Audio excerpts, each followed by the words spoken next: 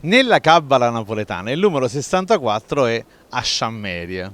Sì, ma cos'è sta Sciammeria? C'è sempre un sottile riferimento furbesco al coito, insomma, all'atto sessuale, a fare l'amore, mentre invece la Sciammeria è la sciamberga, la marsina, l'abito elegante, il frac, il mantello, quello che copriva insomma il corpo dell'uomo.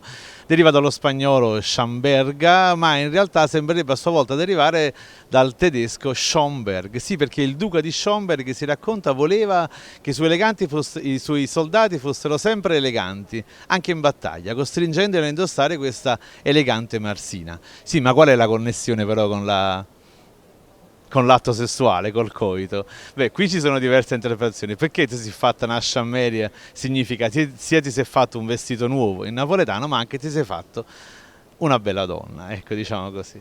Bene, in questo caso le interpretazioni sono diverse, una delle più divertenti è quella dell'Alfredo Imperatore, che dice che in realtà negli anni 50 fino al 59, quando esistevano ancora le case chiuse, chi frequentava la casa chiusa ovviamente provava a presentarsi lì nella casa d'appuntamento in maniera più o meno vestito elegante, insomma non ci andava certo vestito con manu parzunar.